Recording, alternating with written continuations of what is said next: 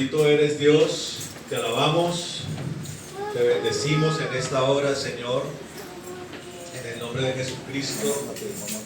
Nosotros glorificamos tu nombre, Señor. Nosotros exaltamos tu grandeza, Dios bueno. Ahora mismo, Dios, nos disponemos, Señor, a entregarte a ti acción de gracias, a continuar entregando acción de gracias a ti, Señor, por este nuevo día, Señor, esta nueva oportunidad de convocarnos, de reunirnos, Señor, como cuerpo, como tejido espiritual, Señor. Nosotros estamos complacidos, Señor, y alegres, jubilosos, gozosos, Señor, porque, Señor, como tu palabra dice, tú nos has amado primero. Y cada día, Señor, tú te acercas primero a nosotros. Tu presencia, Señor, tu gracia, tu beneplácito, amado Dios, el manto de la clemencia y la misericordia, Señor, viene a nosotros. En el nombre de Jesús, nosotros hoy correspondemos a esto y somos propicios a esto, coherentes, Señor. Y venimos a darte gracias por todas las cosas, por la vida eterna dada, otorgada, Señor, desatada por el sacrificio de Jesucristo nuestro Rey, y también por la resurrección, Señor, que por el Espíritu Santo recibimos. En el nombre de Jesucristo nosotros te alabamos y te exaltamos en esta hora, Señor, y te pedimos, Señor, tu palabra, Dios, el maná de la vida eterna, Señor, hoy lo pedimos, lo solicitamos, Dios, en el nombre de Jesucristo, y rechazamos todo lo que no es tuyo, todo lo de los hombres. Toda religiosidad, Señor, la rechazamos en el nombre de Jesús y aceptamos lo que es tuyo. La palabra que ha sido desatada desde tu corazón y mente, Señor, y que viene a nosotros, Señor, para edificarnos, para levantarnos y liberarnos, es la que hoy aceptamos. Reprendemos y atamos todo error y confusión, espíritus de error y confusión, de engaño, de falsa profecía, de falsa doctrina. Y lo echamos al abismo en el nombre de Jesús. Y pedimos también un manto y una gloria poderosa que traiga sanidad, Señor, que traiga prodigios y milagros a nuestras vidas, en el nombre de Jesús. Amén y amén. Un buen aplauso al Señor. Amén.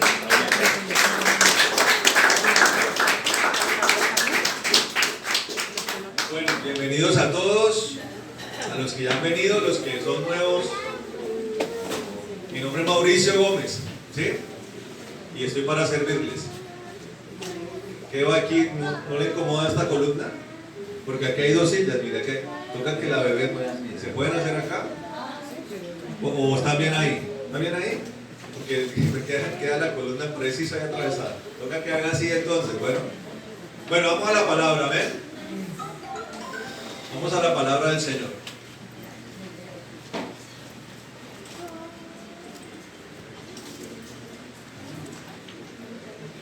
Quiero que vaya al Evangelio de Mateo. No sé si... ¿Quién no tiene Biblia? ¿Necesitan Biblia alguien? ¿O tienen la Biblia todos en el teléfono? Está colorada, ¿está soleó? ¿Ayer estaba soleándose? ¿Sí? Ajá, está bronceada la Camilita hoy. Bueno, vamos al libro de Mateo, Evangelio de Mateo.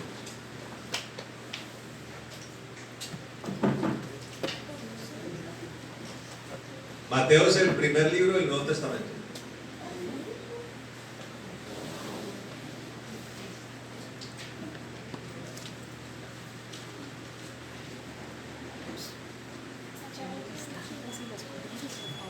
Capítulo 18.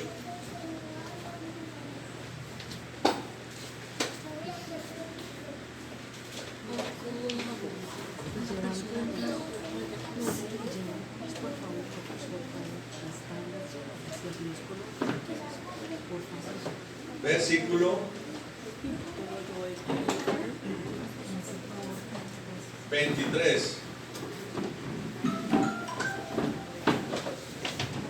Voy a pedir el favor que celulares pónganlos como en silencio para que no suenen los piticos del sonido de los mensajes.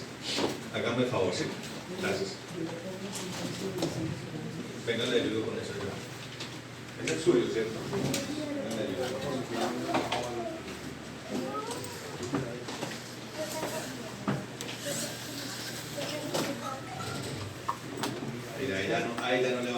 ¿Listo? Madrecita. Bueno, ¿lo tenemos? Amén. ¿Qué título hay allí? Los dos sectores. ¿Los qué? Los dos sectores.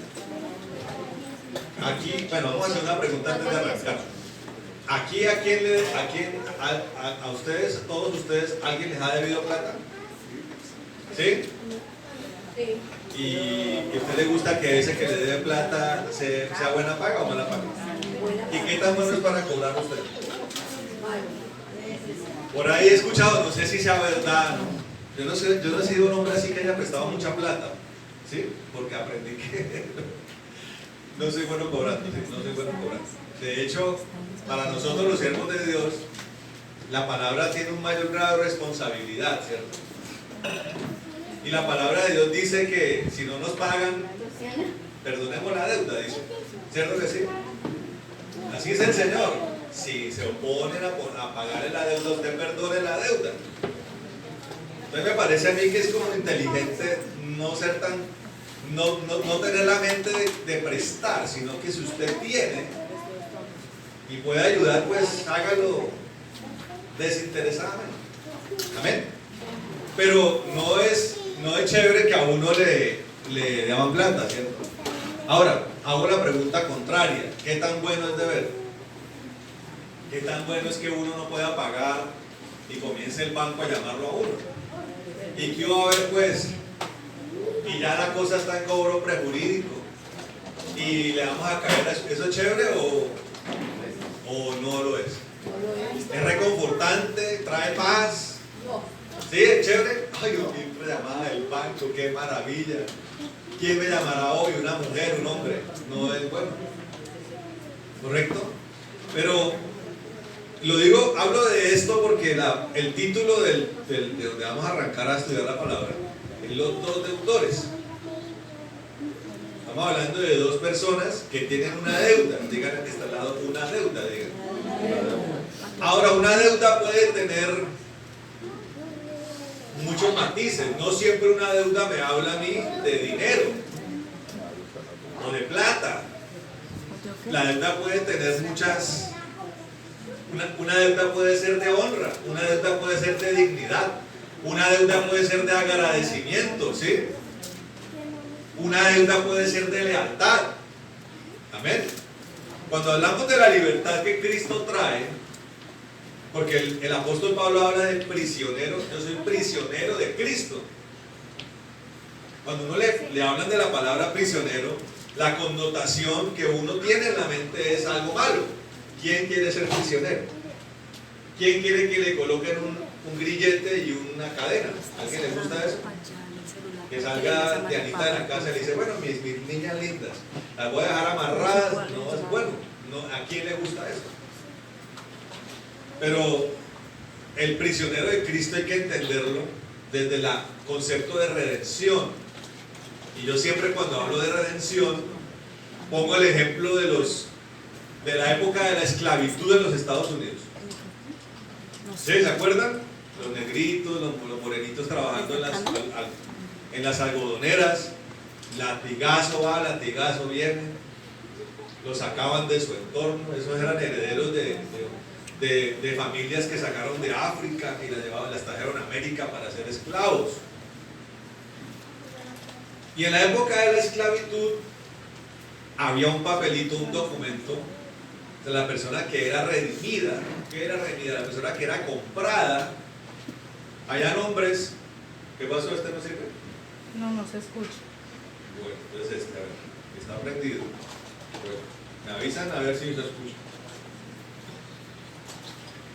Había hombres que, contrarios a la esclavitud, compraban esclavos y cuando los compraban les decían, ustedes son libres. O sea, sí, el negrito se iba con su documento, y no lo digo despectivamente, ¿no? Para que no se confundan. El negrito iba con su documento y podía atravesar el país diciendo, mire, yo soy un hombre que aunque soy de color, soy libre. Alguien me compró y me redimió. Pero habían hombres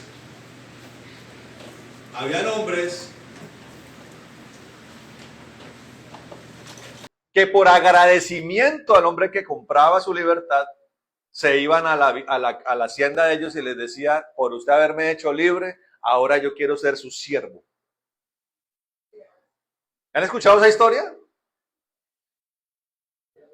Pero pregúntese usted, si este hombre fue capaz de liberar desinteresadamente a un hombre de color, ¿qué tan buen patrón va a ser?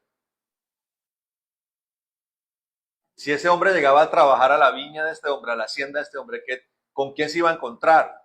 ¿Con un hombre bueno, justo? Eso era lo que se encontraban. Entonces, cuando el apóstol Pablo habla de prisionero de Cristo, ahora la Biblia está escrita en dos idiomas, no principalmente, en un hebreo antiguo y un griego antiguo. Esa palabra prisionero puede significar muchas cosas, desde el griego. Me debo a tal, mi señor es tal, mi dueño es él. Entonces, cuando nos encontramos con Cristo en esta situación, estamos encontrando con el más justo de los señores. Y el que es justo por encima de todos los justos, ¿cómo cree que va a ser con usted?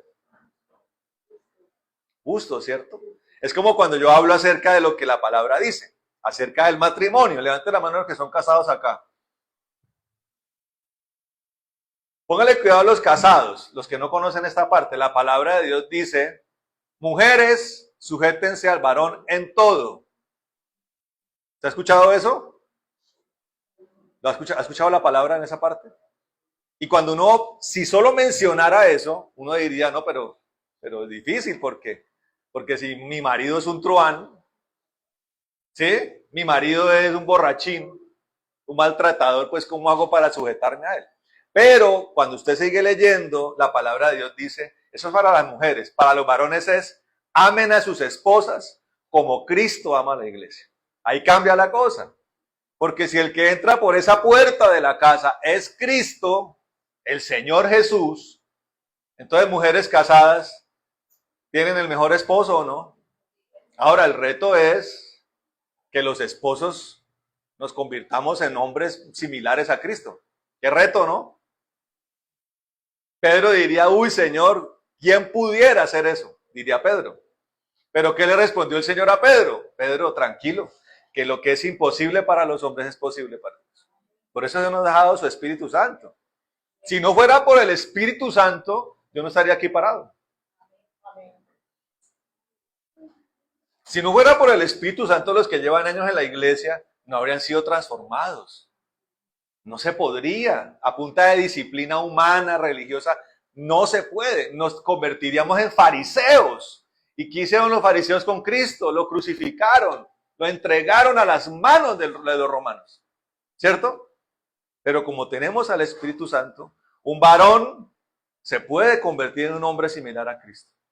Y si entra por ahí, no el esposo, sino alguien igual a Jesús, ¿usted qué piensa? ¿Sería fácil sujetarse o no?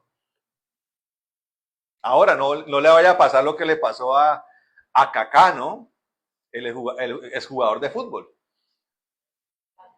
Un tipo que se guardó, un hombre cristiano se guardó para su esposa, buen padre, buen esposo, un hombre de palabra, un hombre de oración, un hombre bondadoso, generoso, y un día la mujer le dijo, uy, no, usted es demasiado bueno. Chao. Así fue. Es que ella habla, no es que era demasiado bueno. Y a mí me falta como acción, me falta como aventura, decir. Eso dijo ella. Y mire, ¿con quién se fue a vivir? Con un músico por allá brasilero, reggaetonero, una cosa así, con ese se fue a vivir. Entonces, ¿sí me entiende? Puede pasar que aunque usted sea como Cristo, la mujer diga, no, pero yo qué hago con este tipo tan juicioso. ¿Qué hago con este hombre tan de Dios? Por eso la palabra habla de que a la hora del matrimonio, especialmente en ese marco, la palabra dice, no se una en yugo desigual. Amén. ¿Dónde un varón de Dios va a buscar a una mujer? ¿En dónde? ¿En las discotecas? No. ¿En los bares? No. Una doncella de Dios, una mujer que se haya reconciliado con Cristo. Y la mujer que es doncella de Dios, ¿a quién va a esperar? Aquí había, Andrés sabe lo que estoy hablando, un hombre que llamaba Roberto Charri, ¿se acuerda? Ahí Andrés sabe. El tipo feo, feo, feo, hermano. No sé si alguien más lo haya conocido. Feo, feo, pero el tipo montaba en motocross. Entonces las muchachas se derretían por él. Más malo que una balacera en un ascensor era Roberto Charri. Digo el nombre porque ya el hombre ya no está en este mundo. Y tenía como 5 novias. Y como ella, como de esas 5, 4 embarazadas. Y así, no, estoy hablando. Entonces uno dice, ¿cómo una muchacha pone los ojos en un hombre como ese? Y viceversa, ¿no? Porque eso es de lado y lado. Por eso necesitamos a Jesús, amén, para que salve nuestra alma, para que cambie nuestro corazón y para que arregle nuestra vida, hermano, porque nos ayuda a tomar buenas decisiones. Si hay algo importante después de casar, de estar con Cristo, es el matrimonio, hermano. Ahora hay gente que ya está encarrilada, hermano. En la iglesia en que yo nací, había una mujer que llevaba 38 años en unión libre, o sea, ya hay decir, es que lo estoy pensando, pues, no, ya hay cosas que toca arreglar, cásese, el apóstol Pablo dice, cásese, ya usted está encarrilado, cásese porque es peor no estar casado. Para los que están en esa situación entiendan lo que les estoy hablando. ¿Sí? Ya hay hijos, ya hay nietos, ya qué va a pensar. Los suegros del pastor que está en Bogotá, de Cecitar, ellos se llevaban un poco de años donde el fin, años en unión libre. Y un día me dijeron ellos, uy pastor, es que hemos escuchado sus predicaciones, tenemos ganas de casarnos, y fue en plena pandemia. ¿Qué hice yo? No, tranquilo, don Delfín, espere que la pandemia pase. No, hermano. Nos citamos en el computador, matrimonio virtual, hermano.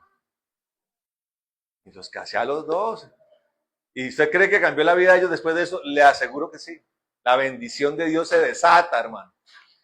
Esto lo digo, hermano, porque esto tiene que ver con mi incorporación al cuerpo de Cristo, con mi reconciliación con Dios, algo que estoy hablando los viernes, arranqué a hablar los viernes. Espero que estén arrancamos un nuevo tema, ¿no? De pronto si usted entró hace unos viernes estaba perdido, pero si usted ve la del viernes pasado, usted arranca un nuevo tema, que lo estamos llamando el Ministerio de la Reconciliación. Vamos a mirar la palabra entonces para empezar el tema, amén. Dice la palabra, versículo 23. Dice, por lo cual el reino de los cielos es semejante a un rey que quiso hacer cuentas con sus siervos. Y comenzando a hacer cuentas le fue presentado uno que le debía 10,000 talentos. A este, como no pudo pagar, ordenó su señor venderle y a su mujer e hijos y todo lo que tenía para que se le pagase la deuda. Entonces aquel siervo postrado le suplicaba diciendo, ten paciencia conmigo y yo te lo pagaré todo. El señor de aquel siervo, movido a misericordia, le soltó y le perdonó la deuda. Dígale a que está al lado, le perdonó la deuda, dígale. Pero saliendo aquel siervo, halló a uno de sus consiervos que le debía 100 denarios. Y haciendo de él, le ahogaba, diciendo, págame lo que me debes. Entonces su consiervo, postrándose a sus pies, le rogaba diciendo, ten paciencia conmigo, yo te lo pagaré todo. Mas él no quiso, sino fue y le echó en la cárcel hasta que pagase la deuda. Viendo sus consiervos lo que pasaba, se entristecieron mucho y fueron y refirieron a su señor todo lo que había pasado. Entonces llamándole su señor le dijo, siervo malvado, toda aquella deuda te perdoné porque me rogaste. ¿No debías tú también tener misericordia de tu consiervo, como yo tuve misericordia de ti? Entonces su señor, enojado, le entregó a los verdugos hasta que pagase todo lo que le debía. Así también mi Padre Celestial hará con vosotros, si no perdonáis de todo corazón cada uno a su hermano sus ofensas. Amén. El tema del que vamos a hablar hoy, espero hacerlo lo más concretamente posible, lo vamos a llamar el perdón. Dígale que está al lado del perdón. Y vamos a arrancar desde esta parte porque vamos a dividir esta predicación. Espero que Dios me ayude a resumirla en 3 partes. ¿Sí? La deuda que tengo con Dios, el perdón que tengo que recibir por la deuda que tengo con Dios. Segundo, el problema de no perdonar a los que ni siquiera me ofendieron. Y tercero, el odiar a los que hacen el bien. Vale, cuidado a esto. En la primera parte vamos a abordar el tema de la falta de perdón por el daño que me ocasionaron y que tiene que ver con el perdón que tengo que pedirle a Dios. Esa es la primera parte. La segunda, cómo el hombre odia y no perdona a quien ni le ha hecho daño. Y tercero, cómo el hombre odia al que hace el bien. Oye, ¿estamos acá? ¿Eso pasa o no? Sí, pasa, son características del ser humano. Generalmente el que reúne la segunda y la tercera parte tiene problemas con la primera. Y se resume en esto. Básicamente dice, el que no perdona, Dios no lo perdona. ¿Quién dice amén? Y arrancamos leyendo esta parte a través de una parábola. El ejemplo es una parábola de un hombre que debe mucho dinero. La palabra dice que 10,000 talentos. ¿Sabe qué era un talento en esa época? El salario de un día. ¿Sí es así? ¿Sí es el salario de un día? El denario y el talento. El talento es mucho más que el denario. Escucha esto. ¿Cuánto le debía? 10,000 talentos. Era como, espera un momentico, una cosa colosal porque creo que son como 7 kilogramos de plata, era una cosa así. Ahora imagínese usted, 10,000 por 7, 70,000, o sea, 70 toneladas de plata. ¿Usted sabe lo que es eso? 70 toneladas de plata. A 6,000 denarios, o sea, imagínese, un talento equivale a 6,000 días de trabajo. Y este hombre le debía 10,000 talentos. La deuda era enorme. ¿Cómo hace uno para endeudarse tanto? 25 kilos. Por eso, siento. O sea, es una deuda, hermano. ¿Cómo se endeuda uno de esa manera? Y este hombre llega porque el acreedor, que es un señor, dice allí un señor muy poderoso, le dice, venga que usted tiene una deuda conmigo. Ya es el tiempo de que pague su deuda. Hay países, hermano, yo no sé si los Estados Unidos todavía pasa, donde si usted no paga las deudas se va para la cárcel. Creo que ya no pasa eso, pero hace años la gente podía irse a la cárcel por no pagar sus deudas. ¿Sí? Aquí en Colombia no existe eso. Usted puede someterse a ciertas leyes donde usted puede declararse en bancarrota. Y cuando usted se declara en bancarrota, sus acreedores se quedan viendo un chispero. ¿Se entiende? Este señor le está diciendo a este enorme deudor que ya lo va a poner meter a la cárcel. Y la ley, conforme a lo que dice el capítulo, el pasaje es, usted va a pagar su deuda hasta que pague el último denario. Ahora, ¿a qué horas iba a pagar él esa deuda? Mire cómo la parábola me está hablando de una deuda eterna, una deuda impagable. El Señor le advierte que lo va a meter a la cárcel y este hombre, ¿qué hace? Se arrepiente. Dice, por favor, ruega, tengo familia, tengo hijos, no me puedo ir a la cárcel, perdóneme, le dice. Este señor, el acreedor le dice, movido a misericordia, le dice, ¿sabe qué?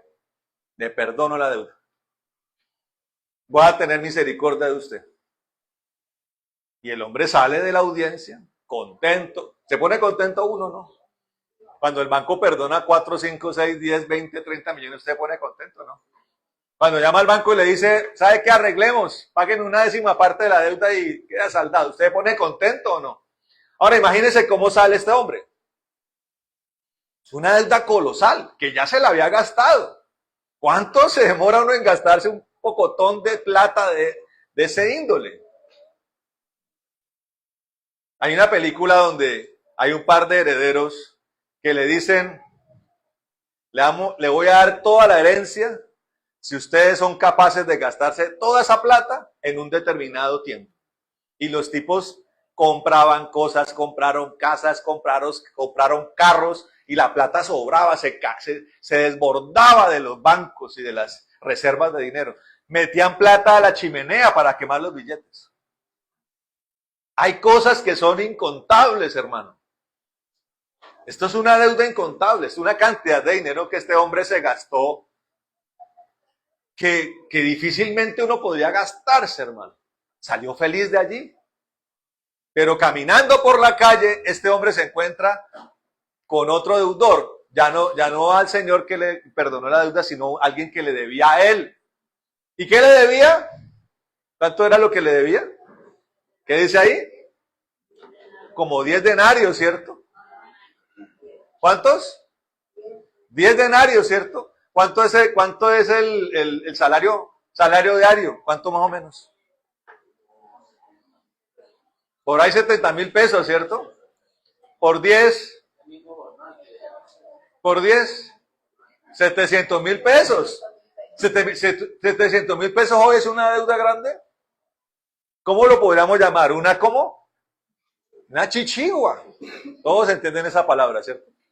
Me deben una chichigüita por ahí, o yo pagué una chichigua, ¿cierto? Chichigua es eso, 700,000, 500,000, 1,000,000 de pesos, es una chichigua. 100 denarios, bueno, 7 millones de pesos le debía. Comparado con la otra deuda era incomparable. ¿Y qué hizo este hombre? Fue implacable. Dice la palabra que lo apergolló y le exigió el pago de la deuda. El otro hombre también le rogó. Sí, por favor, perdóneme, dijo. Él no quiso y lo metió a la cárcel hasta que le pagara el último centavo. ¿Pero quiénes lo estaban viendo? Los siervos del rey que lo perdonó. Se dieron cuenta, dijeron, uy, ¿este tipo qué hizo? Fueron y le hablaron al Señor. Mire lo que pasó con este hombre. El que le debía los 10,000 talentos, mire lo que hizo. Y el rey lo llamó nuevamente. Le dijo, tráiganmelo acá. Y le dijo, por cuanto tú no has podido pagar esta deuda. Perdón, porque tú no has querido perdonar esta deuda. La deuda que yo te perdoné se reactiva. Oiga esto. Mire esta parábola que el Señor nos está dando. Y habla acerca de un problema que puede ser de los problemas más grandes del ser humano, que se llama la falta de perdón, que se llama el resentimiento. ¿Es un problema del ser humano o no? Y si Dios lo está hablando hoy es porque tenemos que oírlo. Hay un problema para perdonar. Y Dios está diciendo, está hablando en dos direcciones. Está hablando acerca de la deuda que nosotros tenemos con Él. Y está hablando de la deuda que los demás tienen con uno. En cuanto al perdón. ¿Cuál es la deuda que los demás tienen con uno? El daño que otros nos causaron. Cuando hablamos del problema del perdón, hermano, el perdón es una acumulación la falta de perdón es una acumulación de dolor. Entonces uno como pastor ha tenido miles de consejerías en todas las esferas sociales, económicas. Uno habla con la gente y hay un común denominador. Muchas personas les cuesta mucho trabajo perdonar. Y lo aterrador, porque uno dice, bueno, hay ofensas, hermano. Por ejemplo, ¿qué tan difícil es perdonar a alguien que masacró mi familia? Como alguna vez yo tuve que, trabajando en ACNUR, haciendo mis pasantías en Derecho, trabajé con desplazados, trabajé con personas víctimas de la violencia. ¿Y qué le van a contar a uno? No, que aquí llegaron los paramilitares y mataron a mi familia. Que aquí llegaron los guerrilleros y mataron a mi familia. Y yo estaba ahí y torturaron a mi hermana, violaron a mi mamá y los mataron a todos, a mi papá también, a todos. Es un dolor enorme. El postrauma de la persona es inmenso, hermano. Estamos hablando de algo que es difícil de perdonar, pero que con el poder de Dios se puede. Pero lo aterrador cuando uno habla con las personas es la incapacidad de perdonar las cosas pequeñas, hermano. Las cosas insignificantes. Por ejemplo, es que mi papá un día me pegó. Mi papá un día me pegó y la persona ya tiene 50 años y todavía llora porque le salió un morado en un glúteo. Y uno dice, ¿cómo le ha costado a usted tanto trabajo perdonar algo tan insignificante? Es que mi hermana me tironeó el pelo cuando tenía 8 años. ¿No ha perdonado eso?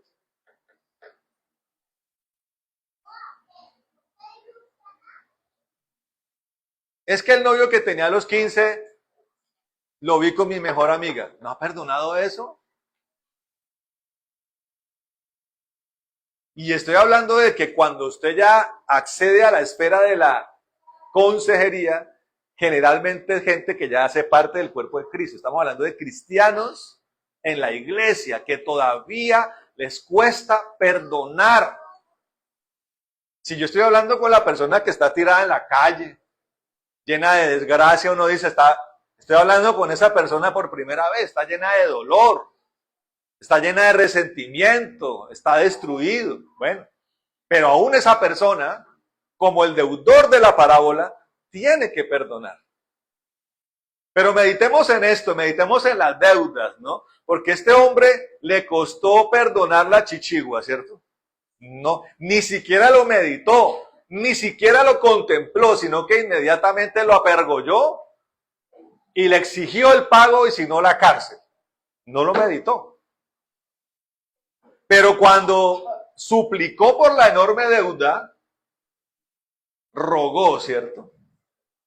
Les voy a decir algo a ustedes, mis hermanos, porque a mí Dios me dio una clave cuando yo estaba en mi proceso de perdonar. Porque ¿para qué? Uno sufrió aflicciones y uno sufrió daños de otras personas. Todos en un mayor o un menor nivel lo hemos vivido, ¿cierto que sí? O aquí hay alguien que nunca le hayan ocasionado dolor. No, ¿cierto que no? Llámese los papás, llámese los hermanos, llámese la sociedad, llámese en el colegio. ¿Cuánto bullying hay en el colegio? Y cada uno de esos maltratos hay que perdonarlo, hermano. Allá en el Salesiano donde yo estudiaba había un tipo grandote que eso le pegaba a todos. Y yo estaba también ahí, en esa cola. Yo tuve una época en que estaba chiquito y de repente me estiré. Pero mientras estaba chiquito el grandote, ¡pim! ¡Pam! ¡Pum! Y uno no tenía capacidad de reacción, ¿sí me entiende?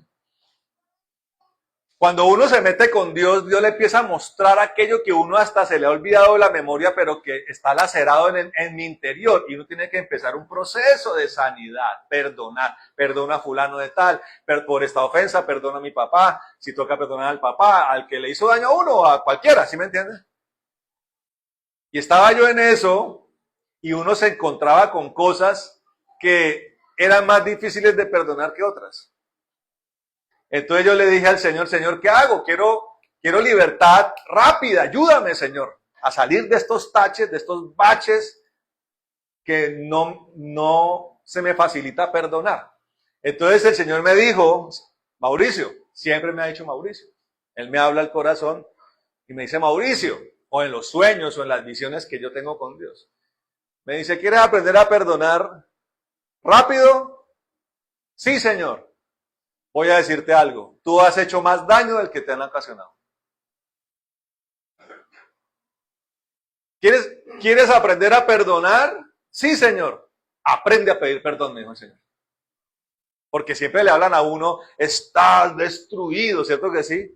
Usted va oiga, yo meditaba esta mañana de que me encuentro con mucha gente que va al psicólogo y termina peor. Seguro, termina más herido, como enredado mentalmente. ¿No ha visto eso? Ahora, como todo, no hay abogados buenos, abogados malos. Yo soy abogado, ¿no? Mi hermana Lumila es psicóloga, ¿cierto que sí? Hay psicólogos buenos, pero yo he visto muchas veces que la persona sale peor, pero ¿por qué salió peor? ¿No? Pagó 250,000 por la hora que lo escuchó y sale peor. Porque las técnicas freudianas, que son las que imperan hoy en la psicología y en la psiquiatría, tienen problemas, hermano. Y uno de los problemas que tiene es que se rumia el dolor. Uno no sana a nadie rumiando el dolor. Entonces el psicólogo se pone, ¿y qué pasó cuando estabas pequeñita? No, yo estaba allí en la tienda y de repente yo quería una chupetica de chocolate y mi mamá no me la dio. Y entonces yo me tiré y mamá ya furiosa me pegó una nalgada. Mire lo que hace el psicólogo. Y esa nalgada te destruyó, ¿cierto? La persona de pronto hasta ese punto nunca lo había meditado. Y se queda pensando, ¡ay, sí, mi mamá me maltrató! Y en vez de salir perdonando esa tontada del consultorio del psicólogo, sale con un rencor mayor, porque la mamá la maltrató. Eso pasa en una mala asesoría psicológica. Entonces, en ese nivel, ¿cómo hacemos para perdonar? Si los que están allí para ayudarnos a salir de nuestros enredos emocionales y psicológicos, lo que hacen es echarle gasolina al fuego. A mí Dios me dijo, ¿quiere aprender a perdonar, hermano? Pida perdón por todo lo que usted ha hecho. Y me dijo el Señor, que no ha sido poco, me dijo. ¿Y qué hizo Mauricio? Empecé a pedirle. Claro, yo le seguí pidiendo al Señor que demostrara las heridas que yo tenía, pero empecé a pedirle al Señor el daño que yo ocasioné. Me tocó sentarme, hermano, y cogerme la cabeza y decir, así de malo fui yo. Para los que se catalogan como buenos, ¿no? Porque somos buenos diciendo, es que yo no le he hecho daño a nadie. Mentira. Dígale a que está al lado, mentira. Mentira. Dígale al que está al lado, mentira, que usted no le ha hecho daño a nadie. Eso es mentira. Ha hecho daño y ha hecho harto daño. Pues hay que dejarlo, hay que procurar dejarlo de hacer, ¿correcto? Y eso es de chiquito, el pellizco, el mechonazo, entre hermanos eso va contando, hermano. Entonces cuando usted viene a mirar, la deuda que tienen con usted, como este hombre, no es nada significativa con la deuda que usted tiene con Dios y con los demás. Yo le hago una pregunta a usted, ¿qué tan chismoso ha sido usted? Puede ser que usted antes de venir a la iglesia se haya echado una buena porción de chisme, de pronto. Ahí mientras se arreglaba, usted estaba con el teléfono, ay, sí, no me cuenta, oiga, pero mucho miserable, ¿no? Puede que a usted le haya pasado eso antes de venir a la iglesia. Quiero decirle algo, esos actos murmuradores, conspiradores en contra de otros, Dios los aborrece al punto que Dios dice, el que es chismoso, el que murmura contra otro, el que conspira contra otro es como el homicida, dice Dios. Dios aborrece eso. Ya solo ese, puede que usted pague sus impuestos a tiempo, puede que usted nos haya robado una moneda de 100, puede que usted nunca haya hecho mentiras, pero puede ser un chismoso consumado. Y estamos en una sociedad como esta, la colombiana, y la huilense, dice el hermano Belmi se ríe, porque es la verdad, hermano. Aquí tenemos que aceptar nuestra idiosincrasia. Somos un pueblo chismoso. Chismoso, hermano. El maestro Arciniega es uno de los hombres intelectuales más grandes que ha tenido este país. ¿Era él el que decía o era Alfonso López? Bueno, decía que en Colombia la gente se muere más de envidia que de cáncer, hermano. Y la envidia la mencionaremos cuando hablemos de cuando se odia al que hace el bien. Entonces calcule la deuda suya, hermano. Yo voy a orar por ustedes ahora, para que Dios les dé una unción para poder perdonar. Pero váyanse meditando en que la clave de poder perdonar más rápidamente es entender que yo hice más daño que el que me ocasionaron. ¿Quién dice amén? ¿Se va a llevar esa clave para la libertad? Porque mientras no dimensionemos eso, voy a seguir creyendo que yo soy la víctima de la vida. Hay gente que se la pasa por toda la vida así. El jefe me odia. El profesor me tiene bronca. Los planetas conspiran contra mí. Yo soy el hijo odiado por mi papá. Los demás son los hijos favoritos. Oiga, hay gente que se la pasa por la vida en eso. Mi marido me detesta. Mi mujer no me habla. Entre el papá, mi hijo entre el papá y yo quiere más al papá o quiere más a la mamá. Hay gente que se la pasa toda la vida así. Los malos son los congresistas, los malos son los políticos, las tías son terribles. En toda empresa que entra usted es el pobrecito, la pobrecita. Yo digo, ¿cómo hace uno para vivir así, hermano? Con autoconmiseración, con lastimería, con victimización, con revictimización permanente. ¿Cómo hace? Estamos hablando de una persona que le es imposible perdonar hasta la más pequeña ofensa. Es que llegué a la oficina y la compañera fulana de tal no me saludó. Y medita en eso, y qué vieja tan terrible, y cómo no me saluda. Así como era yo, que no me saludaran en la empresa para mí era algo maravilloso, así como era yo. Uy, trabajo más tranquilo. Eso depende mucho del pensamiento, ¿me entiende? Pero cuando venimos al tema del perdón, medite que usted hizo más daño del que le ocasionaron. ¿Cuánto defraudó usted a sus papás? ¿Cuánto los deshonró? Andrés hace... Pero ya Dios perdonó todo eso con dolor. Sí, claro, tocó llorar, ¿cierto? A cántaros, hermano, por haber sido un bandido. Claro que sí. Y si es posible, sentarse con los papás y decirle, mire papá, hice esto. Esto también, esto. Los papás se quedan, porque si hay alguien que está ciego respecto a los hijos son los papás. Los hijos de los demás son los malos. Yo puedo asegurar que la mamá de Andrés decía, esos amigos de Andrés son malvados, me están corrompiendo a mi muchacho, y el que estaba corrompiendo a todos era él.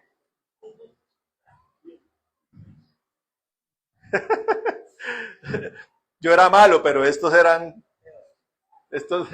galladita era terrible, hermano.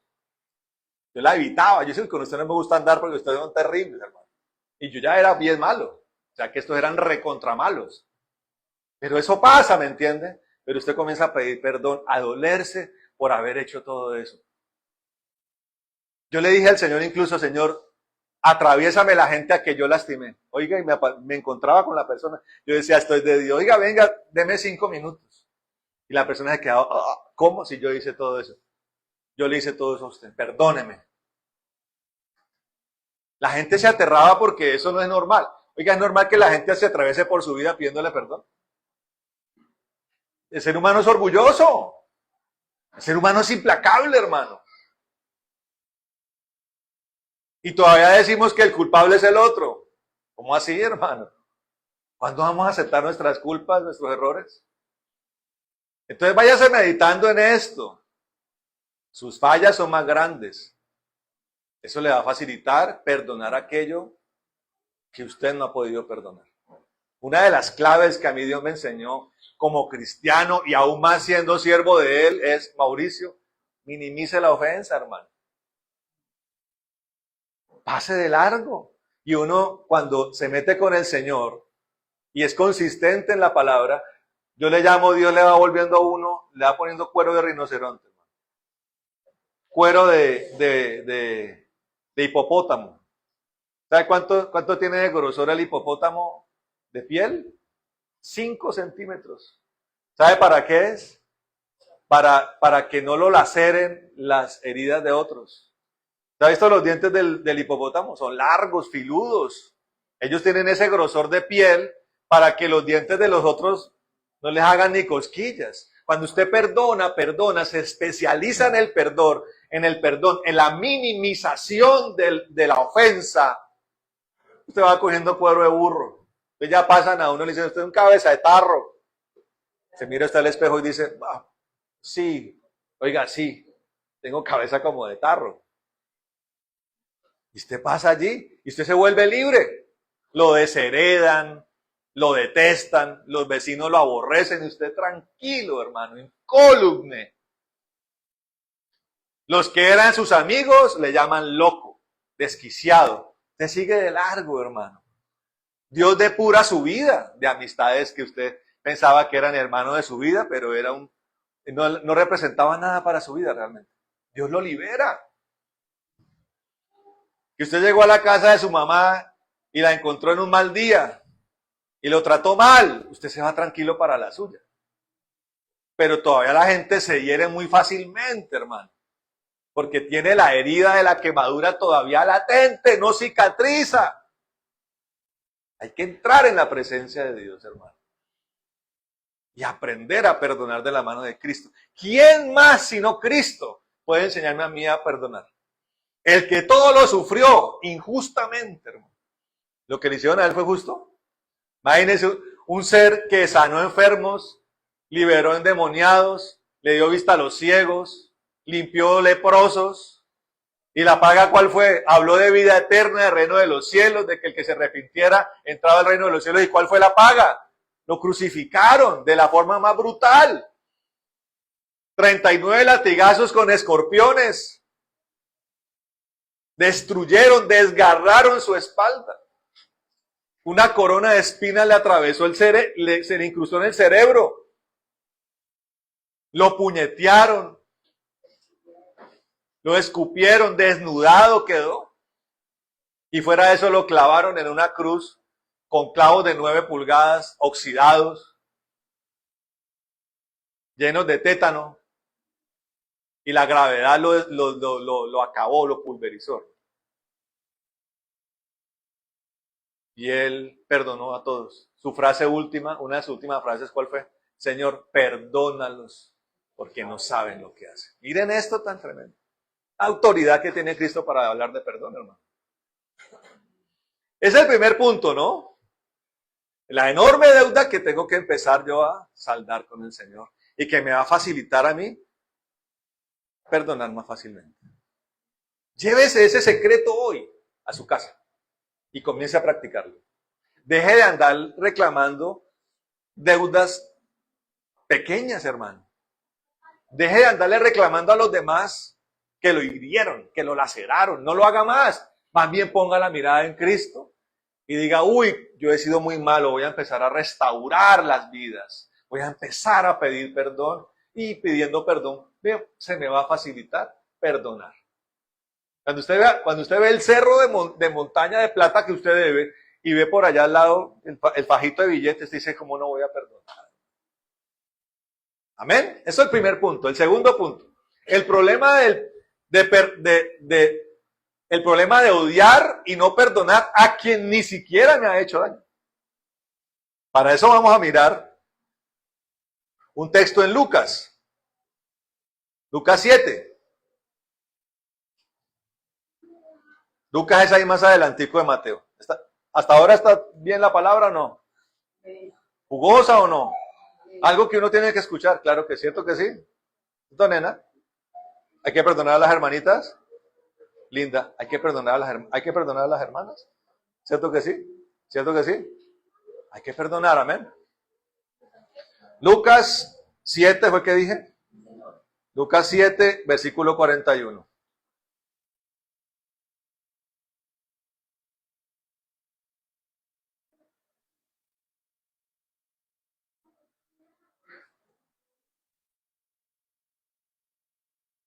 Miren esto. Otros 2 deudores, pero es un poquito diferente el texto. Dice, un acreedor tenía 2 deudores. El uno le debía 500 denarios y el otro 50. Ya no es tan grande la deuda, ¿cierto? Dice, y no teniendo ellos con qué pagar, perdonó a ambos. Di pues, ¿cuál de ellos le amará más? No, bueno, voy a terminar esta parte y me devuelvo antecito del 41. Di pues, ¿cuál de ellos le amará más? Respondiendo Simón, dijo, pienso que aquel a quien perdonó más. Y él le dijo, rectamente ha juzgado. Mire cómo es el Señor de tremendo, de justo. ¿Hay pecadores más grandes que otros? Sí. Lo que me habla de una deudas más grandes que otras, ¿cierto? Entonces el Señor confronta a este hombre, ya les voy a mostrar por qué lo confronta, cuando dice, si a uno le perdonó 500 denarios y a otro 50, ¿quién quedará más agradecido? ¿Cuánto queda uno más agradecido cuando paga uno una deuda grande o una deuda pequeña? Ay, es que pagué lo que fui en la tienda y pagué los 50 millones del banco. ¿Con cuál quedo más agradecido? ¿Cuál me refrigera más? La deuda grande, ¿cierto? Entonces este hombre, confrontado por el Señor, preguntado, dice lo que es lógico, dice, pues el que se le perdona más, ama más. Y esto me habla también de la correspondencia del perdón de Dios hacia Dios. Claro, ¿quién va a amar más? ¿El que fue medio juicioso, pero que igual era malo? ¿O el asesino que fue perdonado por Dios? ¿Quién ama más? Al que se le perdonó más. Por eso usted va a ver, hermano, que cuando un asesino se convierte de verdad. Es en serio la cosa.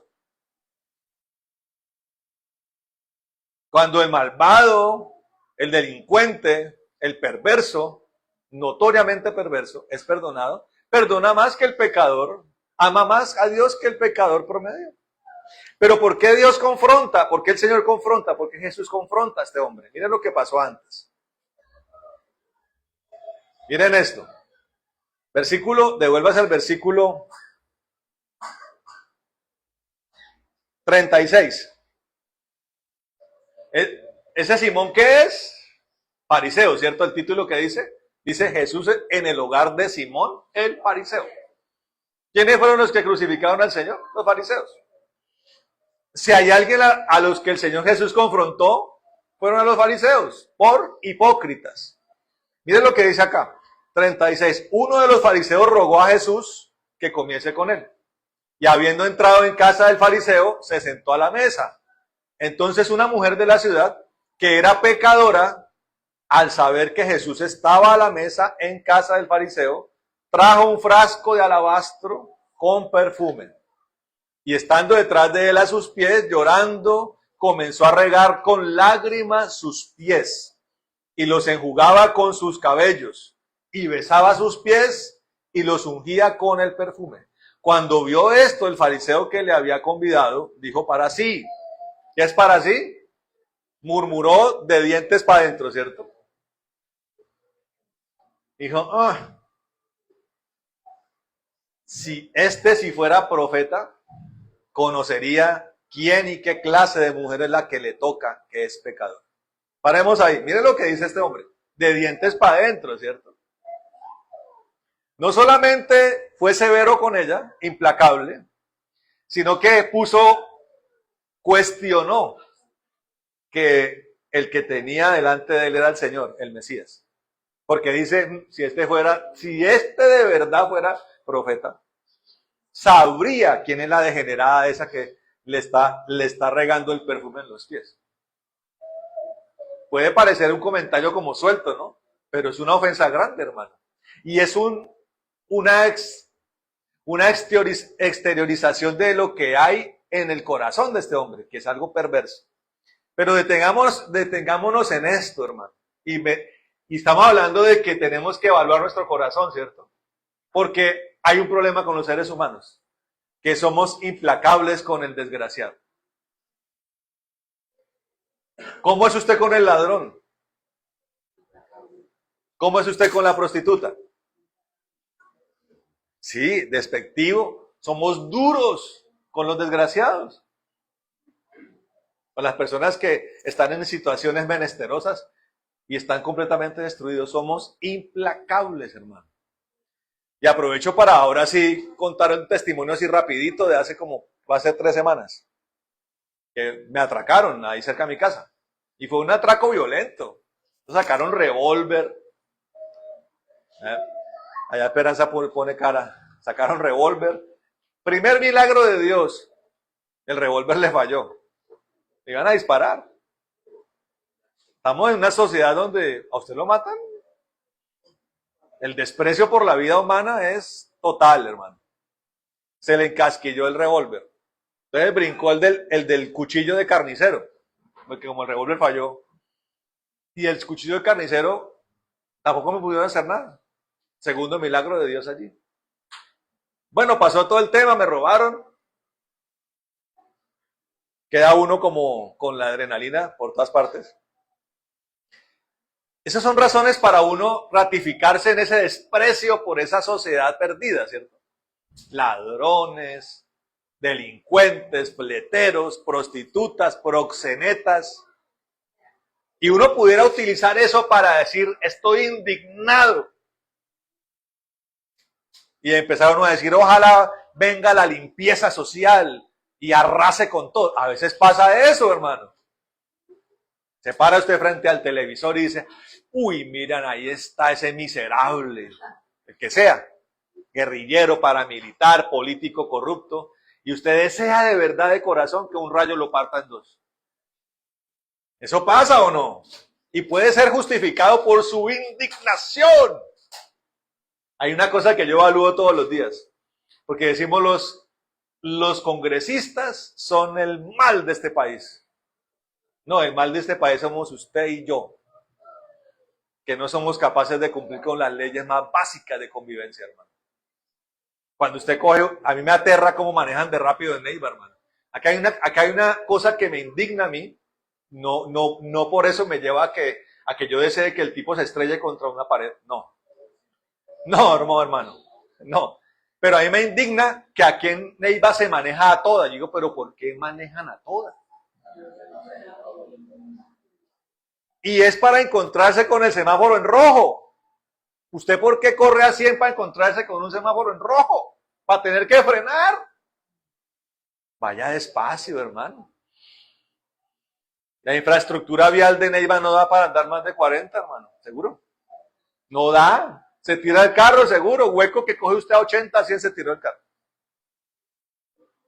Pero eso me habla del mal corazón de la persona, el que se pasa un semáforo en rojo, el que pasa por los barrios y por las zonas escolares a toda, el que maneja ebrio, el que lleva niños, oiga esto, el que lleva niños de brazos en el puesto de adelante. Yo a veces, alguna vez bajé el vidrio, oiga señora, ¿usted quiere a su hijo? Me quedó mirándome, porque si usted lo quisiera, usted no lo tendría adelante. Si bienestar familiar a veces le quita al niño, le dije yo. ¿Y usted cómo cree que reacciona la persona? Sapo metido. Vamos. ¿Qué le importa? Hermano, sus hijos a mí me importan. Si usted no los quiere, yo por lo menos tengo alguna empatía con él. Estamos hablando de una sociedad que en su base es malvada. Hermano. Y dentro de esa maldad somos implacables con los demás. Ay, miren, allá va esa de la vida alegre, vieja miserable. ¿Cuántos hogares habrá destruido? Así somos, hermano. ¿Y quién viene a enseñarnos un camino diferente? Cristo, hermano. Este hombre que lo invitó, seguramente como le pasó en algún momento a Nicodemo, llenó de salamerías al Señor. Señor, Rabí, siéntate acá en la mejor silla, en mi casa, mire la casa que mi casa aquí te recibió, Simón el fariseo. Y de repente esta mujer rompiendo protocolos, con un corazón compungido, hermano, deseoso de perdón, porque parece ser que esta mujer era una mujer prostituta, pecadora, que toda su vida la dedicó al mal, pero estaba arrepentida y no desaprovechó el momento cuando se enteró que Jesús estaba en la casa de Simón. Dijo, no me importa, voy a ir allá. Compró un perfume de alabastro que era costosísimo, hermano. Era lo más fino que había. Y lo abre, se tira al piso de la casa de Simón y en un acto de arrepentimiento, sin palabras, porque tal vez ni le salían, ungía los pies como en una declaración de que ahí estaba delante de ella el que la iba a perdonar de sus pecados. Y aquí hacemos mención de otro pedazo de la palabra cuando se para una persona pecadora y se para al otro lado un fariseo, y la oración del fariseo era: gracias Señor, porque no soy como estos degenerados. Y ahí, pobres pecadores inmundos. Yo soy bueno, gracias Señor, por hacerme tan bueno. En cambio el otro decía: Señor, no quiero ni levantar la cabeza porque soy indigno. Yo merezco que me pongas un pie encima y me aplastes, pero aquí vengo a implorar perdón porque soy pecador. ¿Quién se justificó delante de Dios realmente? El arrepentido, hermano. Amén. Odiamos, hermano, la sociedad cuando yo mismo estoy mal delante de Dios. Pero cuando aprendemos el perdón de Dios, cuando lo recibimos, nuestra reacción, una persona que realmente ha copiado la palabra de Dios, empieza a sentir misericordia, aún del más malvado, hermano. Yo le digo algo, yo visité cárceles donde habían paramilitares que estuvieron matando y torturando gente, mutilando gente en los campos de la muerte. O sea, hombres que se tomaron la molestia de coger personas y partirlas en pedazos. Y los vi como niños chiquitos, doblando rodilla, aceptando sus condenas, 40 años, pero arrepentidos delante del Señor, Dios perdonándolos. Yo lo vi. Pero lo más aterrador era yo sentir compasión por ese hombre. ¿Usted cómo puede sentir compasión por alguien que hizo algo tan monstruoso? Solo Dios puede hacer eso, hermano. Entonces tenemos que llenarnos de Dios también para empezar a tener misericordia por los otros, hermano. Por muy malvados que sean. O especialmente tenemos que tener misericordia aún por los más pecadores. Ese es el segundo punto. Y el tercero, que lo voy a tomar de un pasaje en el Salmo 38. Busque el Salmo 38. Ya casi terminamos. Para entrar a orar. Salmo 38, 20. Que me parece lo más delicado de todo, ¿no? Porque lo primero es la deuda con Dios y mi dificultad para perdonarnos. Ya lo sabemos cuál es la clave. La segunda, el problema del corazón que odia al pecador y a la sociedad. Al que no le ha hecho nada a usted. Pero el tercero es lo más grave de todo, que ya tiene que ver con la envidia y un resentimiento alimentado por la envidia. Pero un momentico, que me perdí yo acá. Salmo 38, ¿cierto? Salmo 38, 20. Dice lo siguiente, mire. Los que pagan mal por bien, me son contrarios por seguir yo lo bueno. Miren esto, hermano. Ya no es solamente, y en esto hay dos tipos de personas, en el común denominador y en la iglesia misma. Uno se encuentra con estas personas. En el común denominador, entonces hay una persona que tiene recursos, lo que llaman los altruistas, ¿cierto? Personas que tienen recursos y ¿qué hacen? Ayudan a los demás, hermano. Hay personas que tienen dinero, capacidades, y en vez de gastárselo todo ellos y acumular riquezas, ayudan a los demás. Hacen fundaciones, ¿cierto? ¿Usted conoce gente así? ¿Sí? Abre comedores comunitarios, atiende gente en zonas de tolerancia, atiende gente apartada, cuerpos médicos, que ayudan a los más necesitados. Y uno, en vez de alegrarse de esa gente, uno siente envidia y rabia.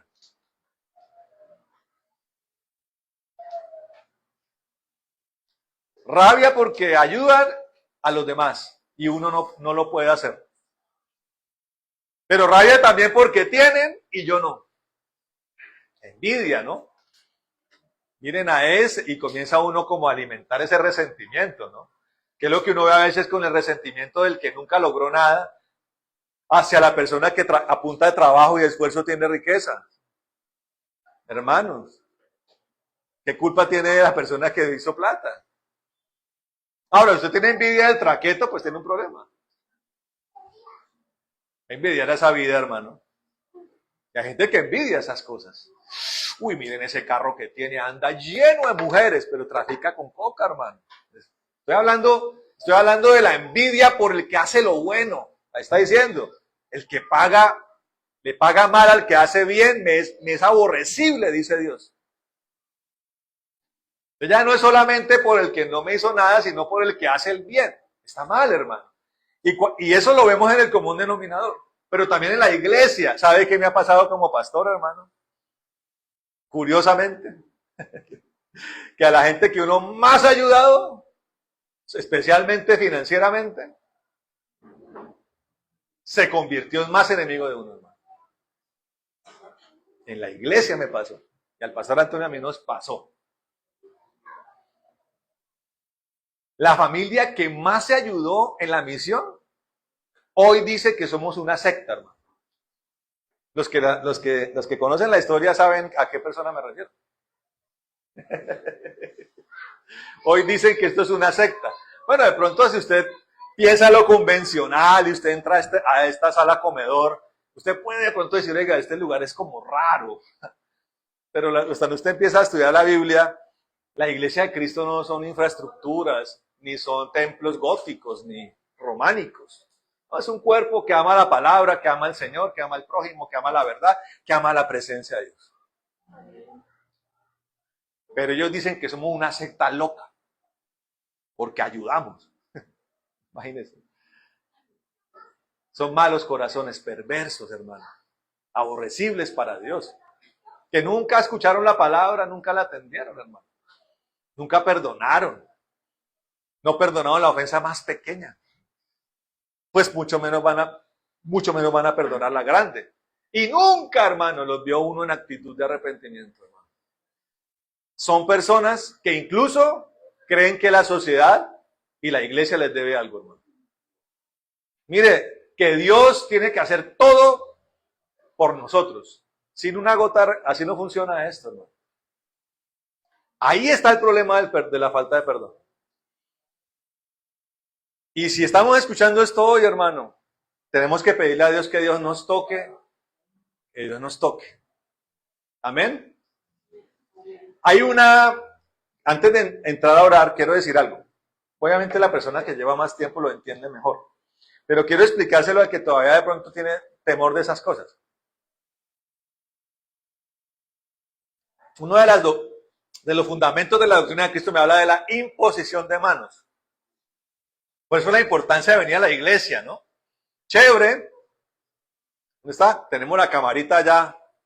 El que quiere puede ver eso virtual, lo cual es una bendición. Pero mejor es venir. ¿Por qué? Porque se pone en práctica los principios de Dios. Y uno de ellos es la imposición de manos. Predicamos la palabra, pero tenemos la obligación de ministrarla. Para que Dios lo toque a usted y usted se lleve la palabra y una unción que le va a ayudar a que esa palabra dé fruto en su vida. Eso es un misterio espiritual. Que le digo una cosa, no termina uno de entenderlo del todo. Yo lo asocio a que el Señor Jesús le gusta el contacto directo con la gente. Una forma de profundizar el asunto de que Él se hizo hombre y vino a nosotros. Y ponemos manos, ¿cierto? Para que usted vaya y la palabra que usted recibió produzca fruto en su vida. Lo digo porque hace 8 días yo le dije a la gente que pasara, pues obviamente hubo gente que no pasó. A esa gente que no pasó le pido hoy, no por mí, no lo haga por mí. No es porque yo quiera tocarle su hombro, o no sé, ¿sí me entiende? Sino para que usted reciba algo de Dios. No mío, de Dios. Entonces es evidente que necesitamos esta unción para que la palabra que Dios nos dio hoy se ponga en eficacia en mi vida. Para que usted experimente lo maravilloso que es aprender a perdonar. ¿No le parece bueno? Eso es liberador. Usted va a tener mejor sueño, ¿sabía? ¿Sabe que mucha gente sufre de insomnio por falta de perdón? ¿Usted sabía? porque la mente, el alma está rumiando el dolor. Ay, pastor, sufro de insomnio. Allá en esas meditaciones, cavilaciones, todos esos problemas que hacen parte de su falta de perdón y de su falta de pedir perdón no se han resuelto. Pero hoy Dios nos está hablando algo muy concreto para la libertad de su vida y para su reconciliación con Él. Amén. Vamos a orar, póngase de pie. Generalmente cuando hacemos esto yo oro por todos, amén. Yo pudiera pasar por cada asiento, pero estamos en un recinto más bien pequeño. Entonces, como hicimos la vez pasada, de uno en uno voy orando por las personas, amén. Una oración cortica, usted recibe la porción de Dios y se va contento para su casa. Cierre sus ojos allí, vamos a hablarle al Señor, amén. Bueno, Padre amado, en el nombre de Jesucristo, nosotros venimos delante de tu gloria, amado Señor. Gracias por tu palabra, Dios, que hoy nos has desatado para nosotros, Dios. En el nombre de Jesús, nosotros te alabamos, Dios, y te bendecimos. Y ahora mismo, Señor, yo pido que esta palabra, Señor, que hoy has desatado para nosotros, comience a tocar los corazones, Señor. Comience a fundirse allí en el corazón de cada persona. Y pido una unción especial, Señor, que pido que sea suministrada a cada persona en este lugar. Para que esa palabra que tú has desatado, Señor, desde el trono, se haga realidad, Dios, en la vida de cada aquel que lo recibió y que lo recibió con fe. En el nombre de Jesús. Si quiere puede venir, puede ir pasando de uno en uno. Vamos a orar. Padre, en el nombre de Jesús te alabamos. Desata tu poder, Dios, en esta hora, Señor. Para poder perdonar con facilidad. Y para poder tener un arrepentimiento más óptimo, Señor. Eficiente, contundente delante de ti, Señor. Ayuda, Señor, a Emmanuel. En el nombre de Jesucristo te lo pedimos, Señor. Desata tu poder en esta hora, en el nombre de Jesús. Glorifícate en esta vida, en el nombre de Jesucristo. Gracias, Señor Santo. Gracias, Dios.